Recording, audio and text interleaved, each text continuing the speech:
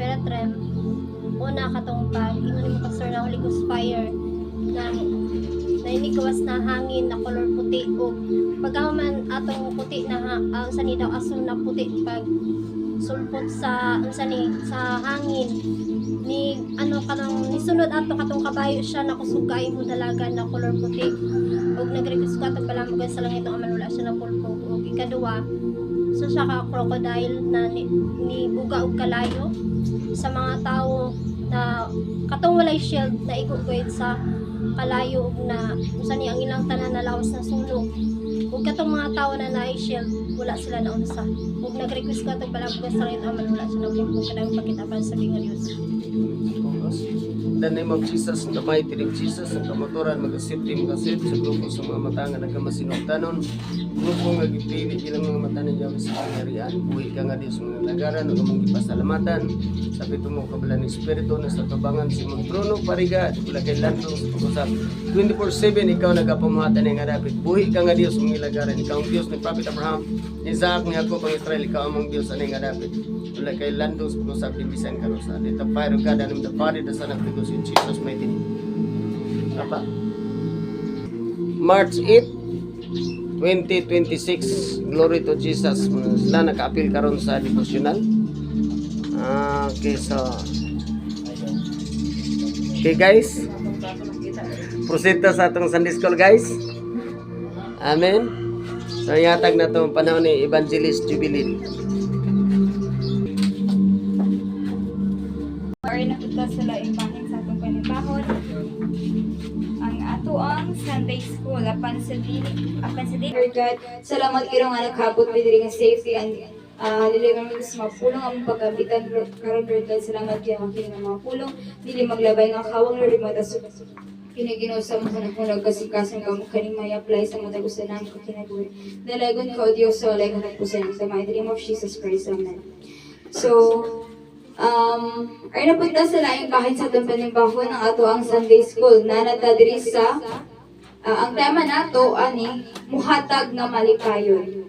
So alayon kong basa sa ikaduhang Korinto kapitulo 9 versikulo 7. Ikaduhang Korinto 9:7 abot sa 8. Tan sumala sa pagbuot sa iyang kasing-kasing dili nga magapanuko ni ingon nga pinugos kay ang Dios nahigugma sa malipayong maghatag o ang Dios makahimo sa pagtagana kaninyo sa tanang panalangin sa madagayaon gayud aron kamo magabaton kanunay og igo sa tanang butang ug matagana nga madagayon alang sa tanan maayong buhat. Amen. Sa about sa tithes and love offering. So nagayon siya diri sa sa ikaduhang Korinto kapitulo 9 versikulo 7 abot sa 8. Usbo na kapagbasa. Usa kinahanglan nga maghatag ang matag usa sumala sa iyang gusto og dili magsubo o magunahuna nga gipugos siya kay ang Dios nahigugma sa malipayong naghatag. No, so nagayon ang pulong sa Dios nga sa atong pagdala or sa atong paghatag sa atong mga halad kinahanglan nga maghatag ta nga malipayon, no? Maghatag ta sa Ginoo nga malipayon. Dili ta maghatag sa pagunahon dili ta mohatag nga nagsubo or dili ta mohatag nga nagunahon nga pugusta or requirements ni sa church or kanang nagayon siya diri nga ang Dios nahigugma sa malipayong naghatag, no? So sa atong pagdala sa atong ikanapulo ug mga halad kinahanglan nga mohatag ta nga malipayon, no? Kinahanglan nga maghatag ta nga malipayon ug dili ta magunahon nga gipugos ta tungod kay ang Dios siya ang Dios nga mopanalangin nga adtong mga katawhan nga malipayon nga nihatag sa iyahan, no?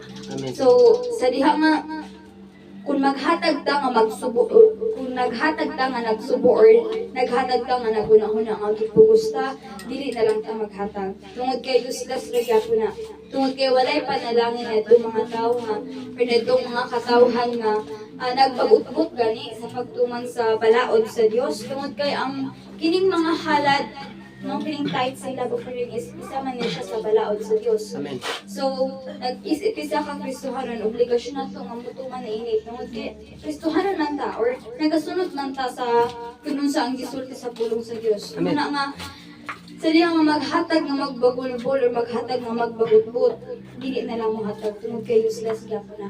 Tungod kay ang Dios wala siya naglantaw sa kunun sa pila kadako ang imong gihalal. Iyahang naglantaw ang imong kasing-kasing kung malipayon baka nga nihatag nga kung malipayon baka nga nagatuman sa iyang mga sugo, which is ang paghatag sa ikanapulo ug mga halad. Lagi siya dito sa verse 8 nga ug ang Dios makahimo sa pagbubo sa tanang grasya nga naa kaninyo aron kahatagan o katagbawan ang tanan ninyong panginahanglan ug makahatag kamo sa madagayaon alang sa tanang maayong buhat, no? Amen. So ang Dios sa diha nga magmatinud-anon ta sa mga sa tithes, no? Sa tithes ang laboratory sila nga magmatinud-anon ta, ang Dios makahimo siya sa pagbubo. Nagisod siya diri pagbubo ay dito sa Malakias nagaingon pa siya nga ablihan niya ang tampuanan sa langit ug ibubo, no? So kung mayroong buo na siya. Lahi ang buo, lahi ang tulo, di ba? Kung mayroong buo, kurot na siya. So sa diya nga magbatinod-anon ta sa Dios, sa diya nga sa Malakias 3:6 pa to sulayan nato ang Dios, so ang Malakias 3:6 hagit man na siya sa Dios sa matag usa nga sa diya nga musulay. Nagayon siya sa diya nga sulayan nato ang pagmatinud-anon, ang paghatag ng malipayon, ang paghatag nga kanaganing wala kahon-ahon na ang gipugos, nagayon siya nga ablihan niya ang mga bintana sa langit. Ug nagayon po siya diri nga makahimo siya sa pagbubo sa tanang grasya. Amen. Sa diya ang magmatinud-anon ta walay rason nga dili ta bubuan sa Dios sa iyahang kuan sa iyahang panalangin tungod kay mo manayasaan. Ang Diyos matinud-anon siya sa iyang mga sadya nga ikaw ug ako matinud-anon nga nituman sa iyang mga subo, which is ang paghalad. So nagayon siya diri nga wait lang.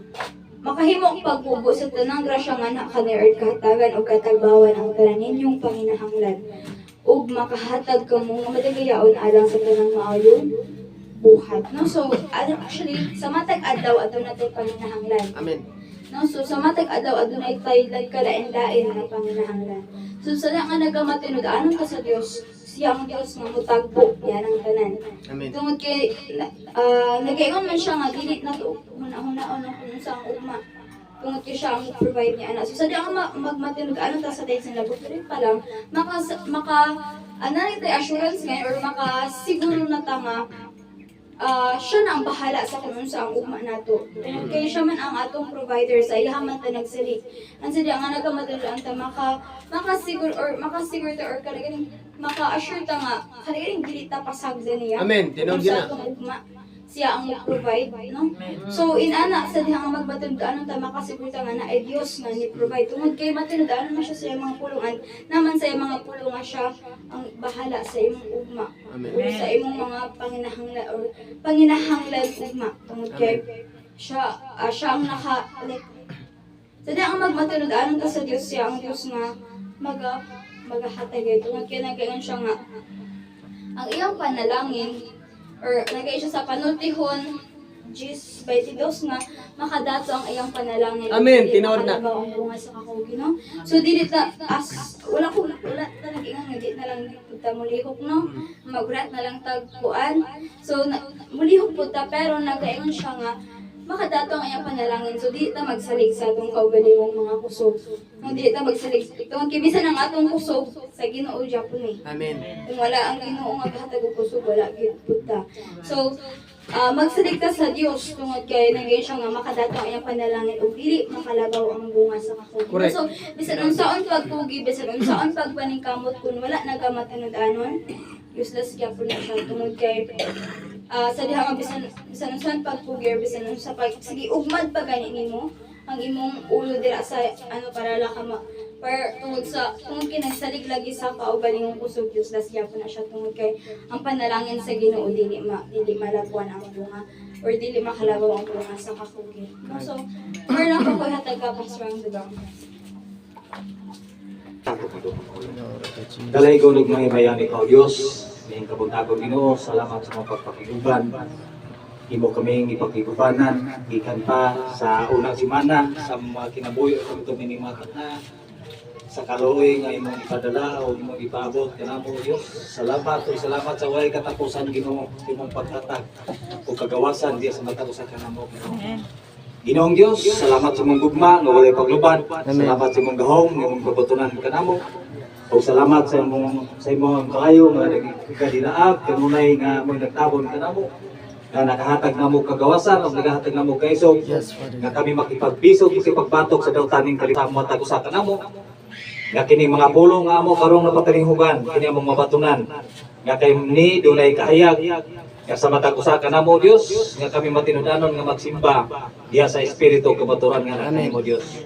Kalay gyud ikaw sa walay katapusan kini tanan ong gitugyan ug pasalamatan pinaagi sa ngalan ni Jesus. Amen.